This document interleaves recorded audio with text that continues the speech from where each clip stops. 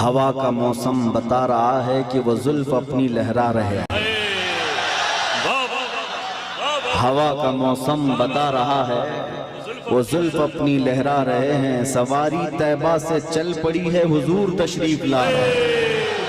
नारे तकबीर, नारे रिसालत। हजरत अल्लामा शाह मुफ्ती सलमान अजहरी शाह साहब क़िबला, नारे तकबीर। वो आएंगे, आते होंगे, अभी आएंगे। वो आएंगे, आते होंगे, अभी आएंगे। यही सोच के हमने महफिल को सजा रखा है। मेरे अजीजों, बात तो हकीकत है, वरना रात के 1 बजे इस मैदान का जोश दिन के 12 बजे की तरह नहीं होता। मैं अक्सर कहा करता हूँ, सुन्नियों के जलसों को देखकर नेता लोगों को ये समझ में आ जाना चाहिए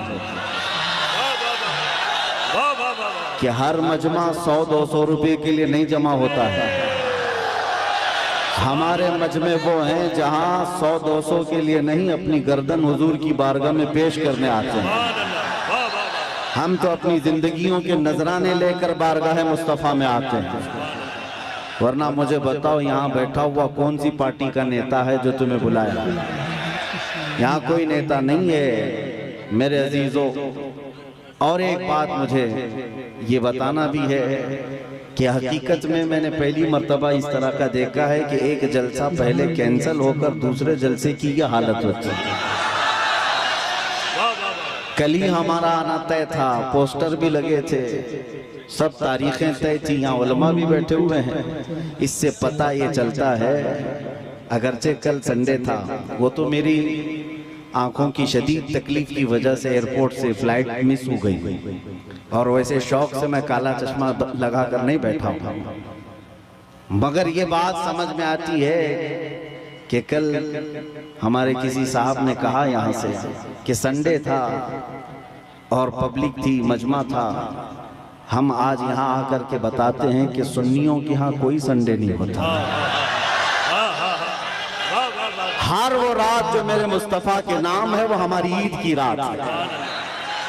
नबी करीम सल्लल्लाहु तआला अलैहि वसल्लम की नामूस और मोहब्बत से मुंसलिक हो तो वो रात हमारे लिए ईद की रात है।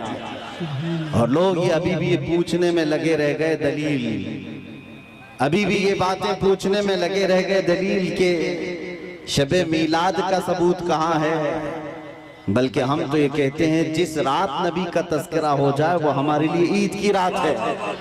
और ये बात भी बता दूं कि ये कहाँ से साबित है, ये हम सुन्नियों की किस्मत से साबित है।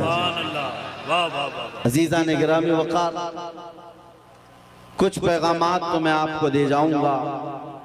आप रात के इतने वक्त तक यहाँ पर इंतज़ार कर रहे हैं, बहुत सारे खड़े हैं, बहुत सारे दबे हैं, जिस हालत में भी हैं। लेकिन इतना मैं ज़रूर चाहूँगा कि जाने से पहले यहाँ अगर कोई 80 साल का बूढ़ा भी हो तो 25 साल का बन करके ज़रूर जाए, इसलिए कि मोहम्मद के ग़ुलामों में बुढ़ापा आ नहीं सकता।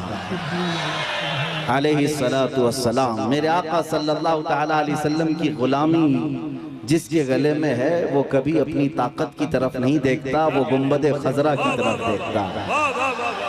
इसीलिए मेरे अजीजों, जवानी तुम्हारे अंदर हमा वक्त रहे, लेकिन चीख पुकार करने के लिए नहीं, अपने ईमान पर इस्तिकामत के साथ खड़े रहने के लिए। तुम्हारी जवानी हो अपने दीन पर कायम रहने के लिए और अपने नबी की अजमत का झंडा बुलंद करने के लिए।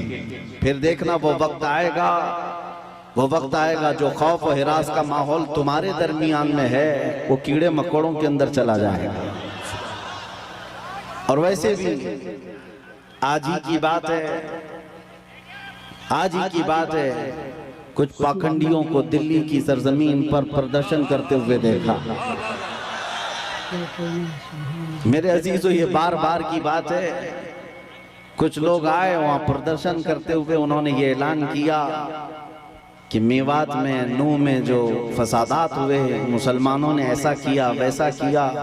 और फिर उनके जो वो बड़ा पाखंडी है, कई 6-6 महीने के बाद जो बाहर आता है, उसने कहा कि बार बार मैं एक जुमला सुनते आ रहा हूँ उस पाखंडी से आज फिर न्यूज बाइट में ये कहा कि 2029 में देखना यहाँ का प्रधानमंत्री मुसलमान हो जाएगा।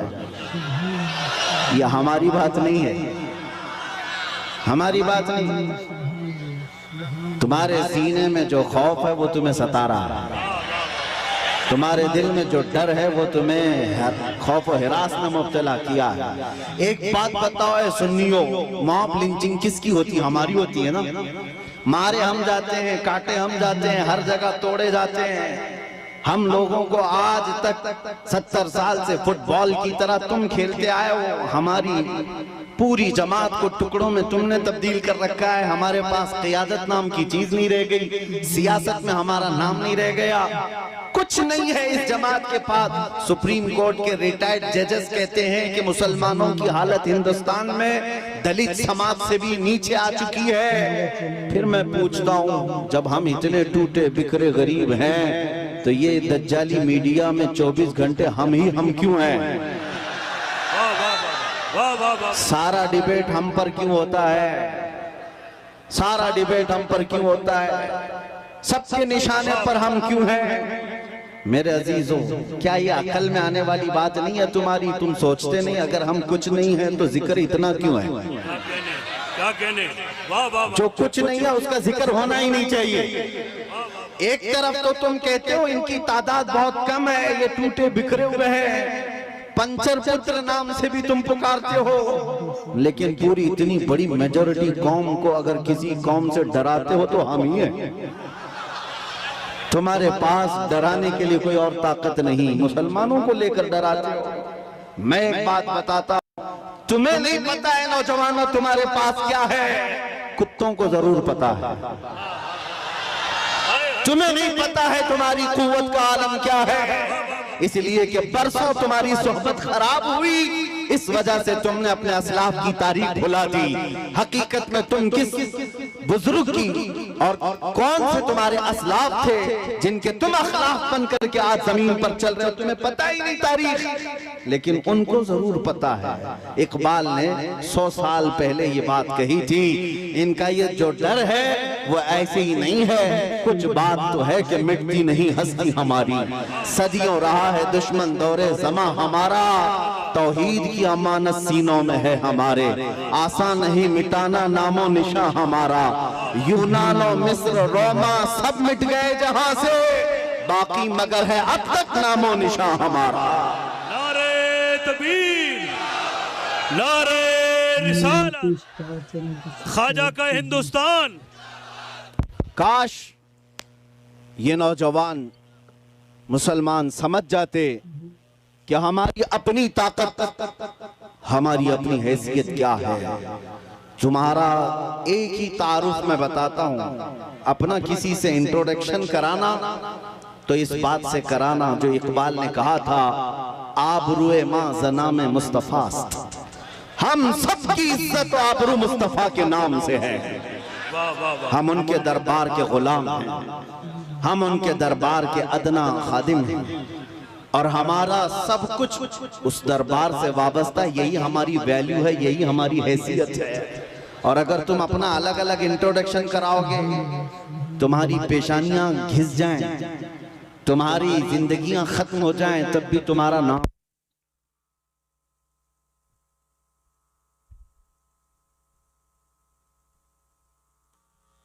सुभान अपने मुताल्लिक खुद के नाम से अगर कोई कहता है मैं अपनी जिंदगी में मेरे बाप से, मेरे चाचा से, मेरे दादा से, फलां से इतना बड़ा बन गया, वो बहुत जल्दी खत्म हो जाता है। लेकिन जो हुजूर पाक के कदमों से इज्जत पाता है वो सुबह क़यामत तक रोशन रहता है।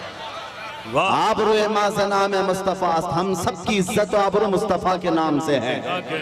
और जिस दिन तुम इस अजीम मकसद के लिए सीरियस हो गए, हसास हो गए, दूसरे मसलों को छोड़ दो, लेकिन मेरे नबी की इज्जत का मसला अहम है, उस दिन याद रखना मौला करीम भी तुम्हारी इज्जत को नीचे आने नहीं देगा।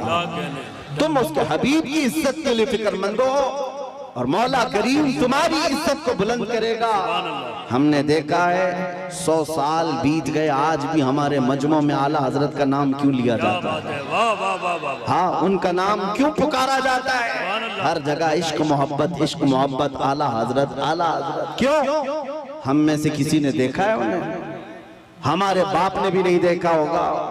जमाना बीत गया लेकिन नाम रोशन है, इसलिए कि आला हजरत ने जिंदगी भर अपने बाप के, अपने दादे के, अपने खानदान के कसीदे नहीं पढ़े, बल्कि जब भी उन्होंने जुबान खोली है तो कहा है सरवर कहूं कि मालिको मौला कहूं तुझे, बाग़े खलील का गुले ज़ैबा कहूं तुझे, तेरे तो वस्फ़ तनाही से हैं बरी, हैरान हूं मेरे शाह मैं क्या क्या कहूं तुझे, लेकिन रज़ा ने खत्म सुखन इस पे कर दिया, खालिक का बंदा खल्क का आका कहूं तुझे। जिस आला हज़रत ने मुस्तफ़ा करीम के गुन गाए और उनके नगमात गाए, रब ताला ने उनका नाम भी जिंदा रखा है और कलाम भी जिंदा रखा है। एक नुक्ता मैं बार बार बताऊंगा, हम सबकी इज्जत और आबरू मेरे नबी से वाबस्ता है। सुभान अल्लाह, सुभान अल्लाह। दुनिया में घूम फिर करके आ जाना, देख करके आ जाना, और जो दोपहर में हरा झंडा, शाम में नीला झंडा और रात में लाल झंडा लेकर जो घूमते हैं पार्टियों वाले,